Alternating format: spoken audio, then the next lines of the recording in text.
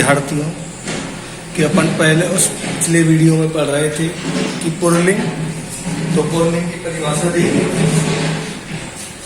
जिन शब्दों से पुल्लिंग, जिन शब्दों से पुरुष लिंग का बोध होता है, जिन शब्दों से पुरुष लिंग का बोध होता है, जिन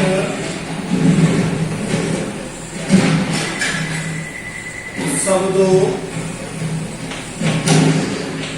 जिन शब्दों से, जिन शब्दों से पुरुष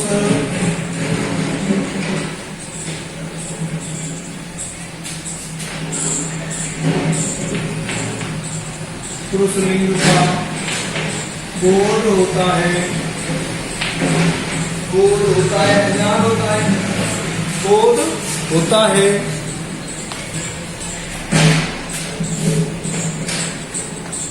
उन्हें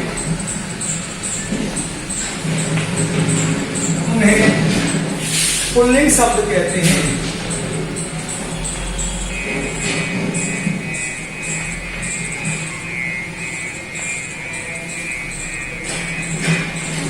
पुल्लिंग शब्द कहते हैं। जैसे बालक है,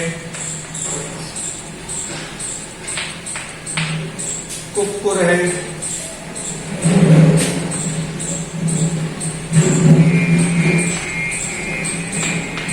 कुक्कुर है, पशु है, मयूर है,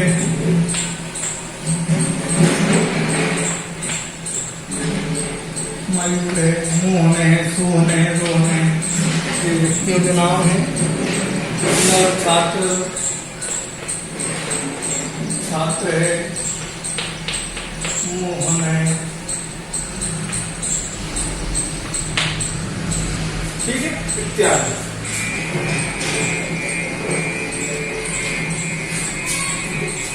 पुल्लिंग हो गया। सेकंड नंबर पर है स्त्रीलिंग। क्या है स्त्रीलिंग? स्त्रीलिंग में क्या है कि स्त्रीलिंग की वो शब्द जिन शब्दों से क्या हो, स्त्रीलिंग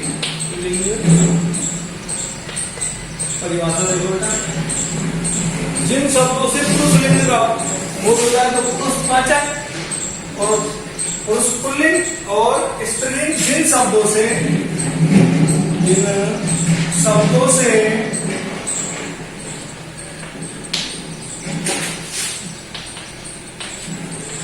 स्त्री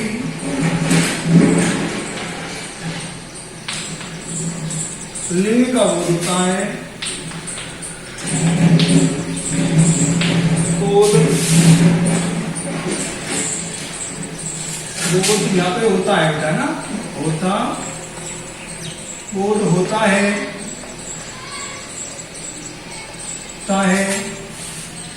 उन्हें स्त्रीलिंग शब्द कहते हैं।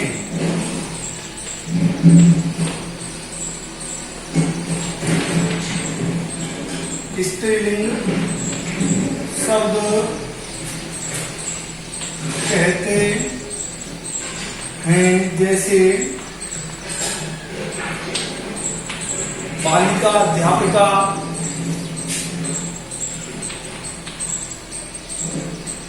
कमला, बिमला, सरला, ये क्या है स्त्रीलिंग शब्द हैं। अध्यापिका, छात्रा, वृद्धा, लता,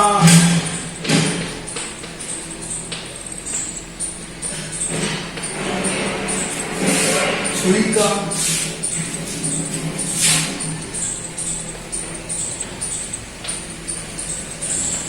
छात्रा, कमला, बिमला, सरला, बहुत सारे शब्द हैं। तो क्या है अपने आप में ज्ञान करा देते हैं कि स्त्रीलिंग शब्द है, स्त्रीलिंग का बोध करा देते हैं, स्त्रीलिंग का बोध कराते हैं, ज्ञान करा देते हैं कि हमको क्या ज्ञान करा देते हैं कि ये शब्द क्या है, स्त्रीलिंग है, कि उनके बोलने से ही अपन को तुरंत पता लग जाता है कि ये स्त्रीलिंग शब्द है। तीसरा है नपुंसकलिंग। नपुंसक नपुंसक लिंग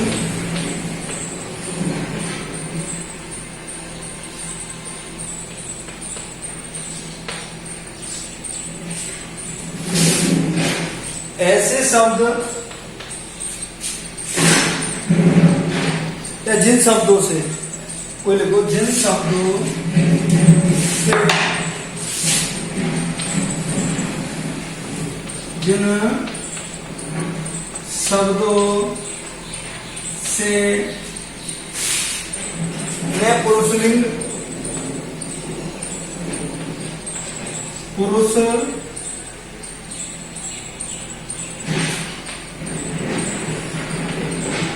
लिंग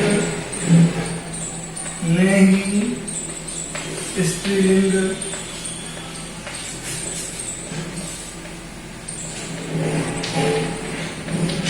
का बोध होता है, का बोध होता है।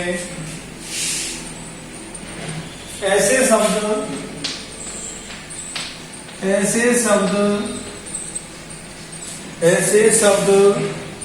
नपुंसक लिंग कहलाते हैं।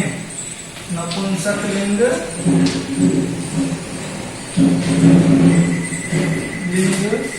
कहलाते,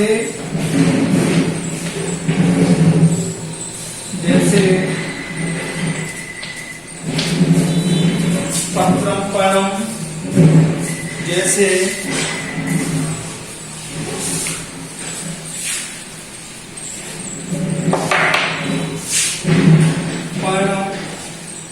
पर्णम, पत्रम, फलम, पुस्तकम,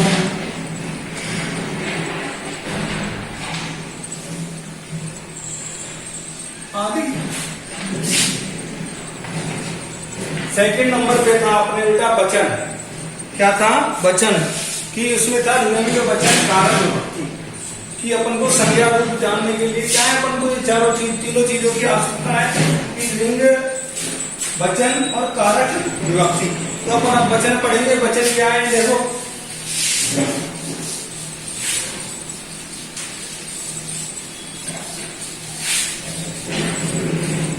वचन पढ़ेंगे। तो क्या पढ़ेंगे अब? वचन।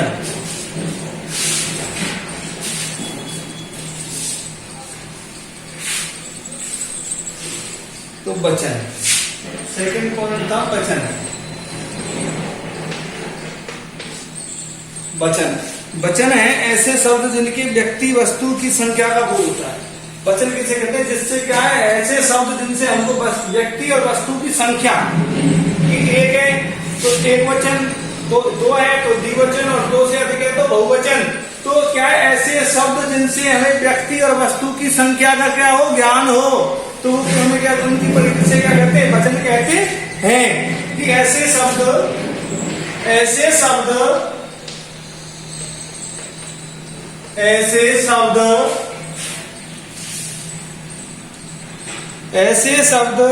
जिनसे किसी व्यक्ति या वस्तु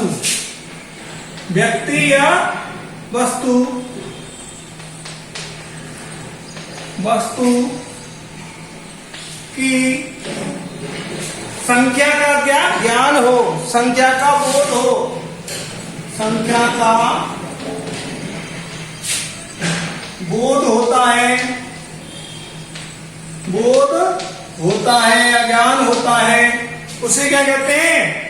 उसे या बेशब्द होता है, बेशब्द वचन होते हैं। बेशब्द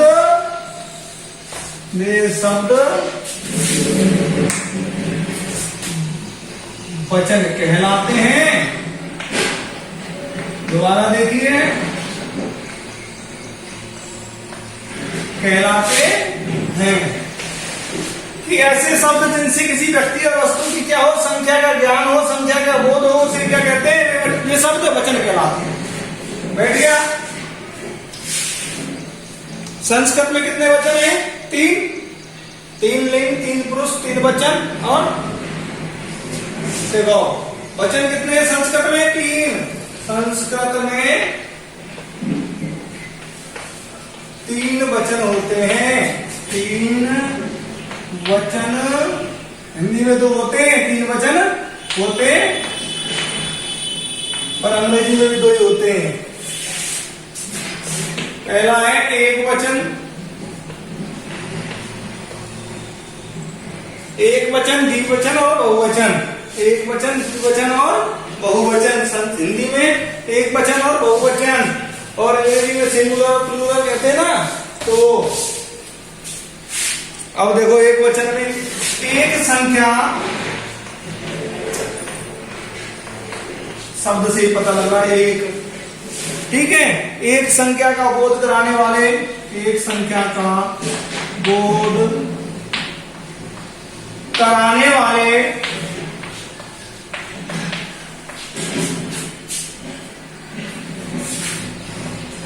वाला शब्द एक वचन कहलाता है। शब्द एक वचन कहलाता है।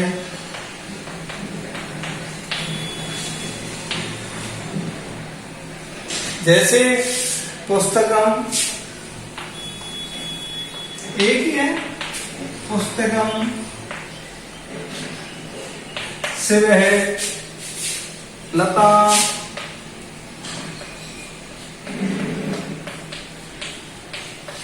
आदि। द्विवचन, ये दो संख्याओं का बोध कराने वाले शब्द द्विवचन कहलाते हैं।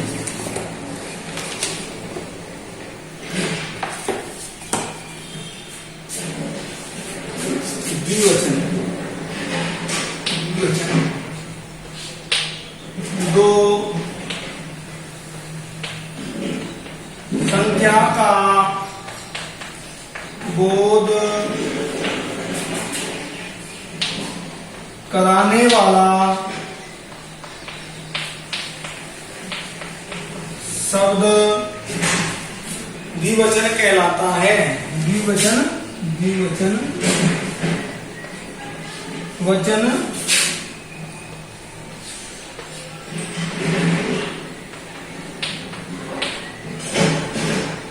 अब देखो पुस्तक में लिखा था, अब तो दो हो जाएंगे तो पुस्तकें हो जाएगा ये, ठीक है।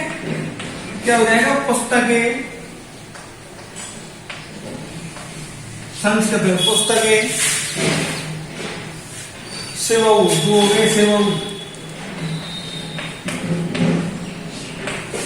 लता, लते। लता का क्या हो जाएगा? लते इत्यादि आदि। अगला देखो बहुवचन।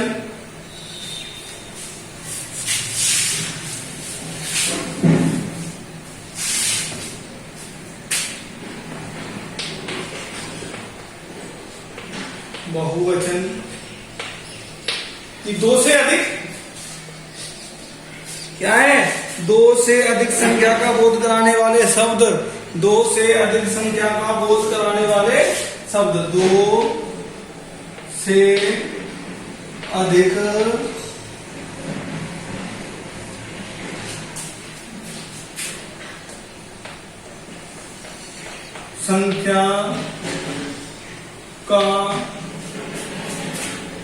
बोध कराने वाले शब्द बहुवचन कहलाते हैं। बहुवचन,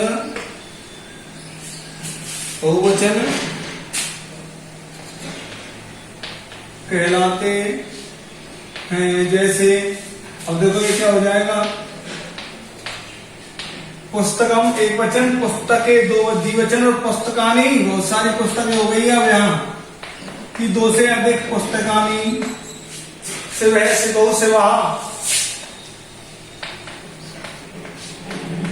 क्या हो गया? लता, लते, लता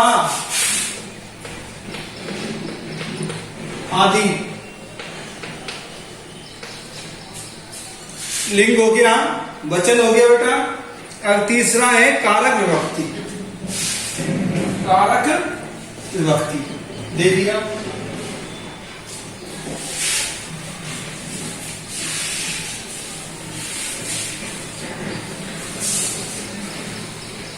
तीसरा था कारक विभक्ति।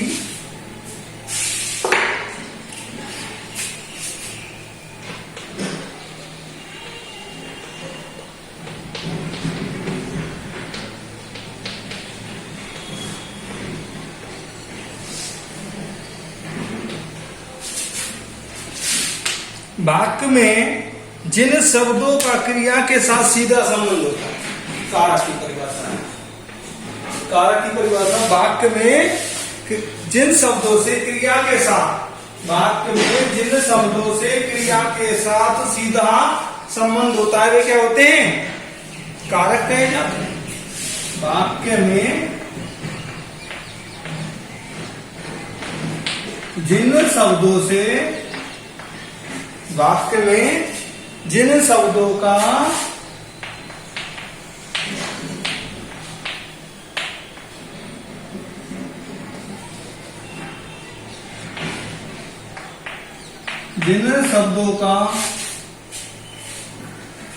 क्रिया के साथ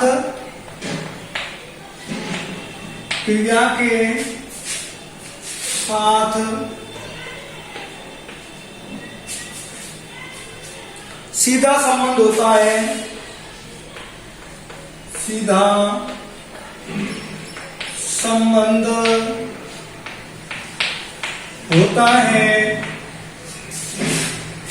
वे कारक कहे जाते हैं। वे क्या कहे जाते हैं? वे कारक कहे जाते हैं।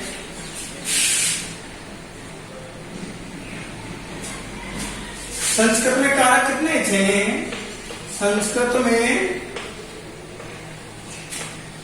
कारक 6 हैं।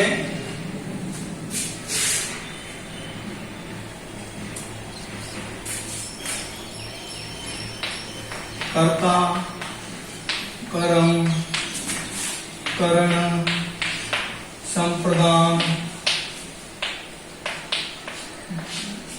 1 2 3 4, अपादान और अधिकरण। देखो, संबंध का को कारक नहीं माना गया है। संबंध को क्या नहीं माना गया है? कारक नहीं माना गया है। इसका क्या है? क्रिया के साथ संबंध को और संबोधन को कारक नहीं माना गया है, क्योंकि क्रिया के साथ सीधा संबंध नहीं होता। क्रिया का नहीं होता, क्रिया के साथ सीधा संबंध नहीं होता, व्यक्ति के साथ होता है संबंध। इसमें लिख लो, संबंध और संबोधन का और संबोधन बोधन का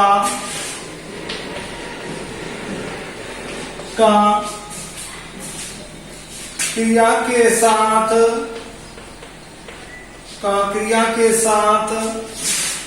सीधा संबंध नहीं होने के कारण, सीधा संबंध नहीं होने के कारण कारक नहीं माना गया है। नहीं होने के कारण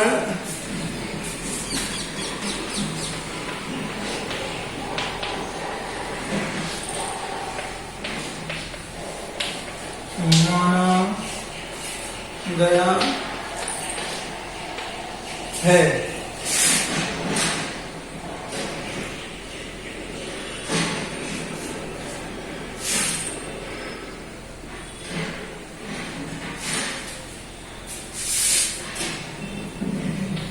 संस्कृत में 7 विभक्तियां होती हैं। विभक्तियां 7 होती है। 7 विभक्तियां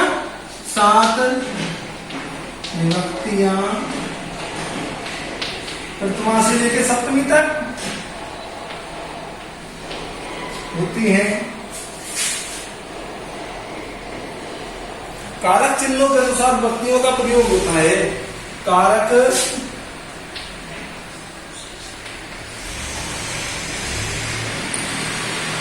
चिन्हों के अनुसार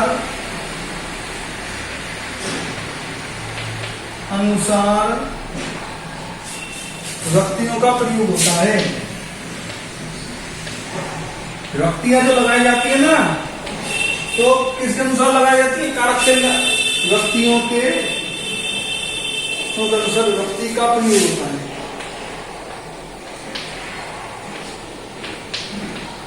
अब ने चिन्ह निकल रहा है।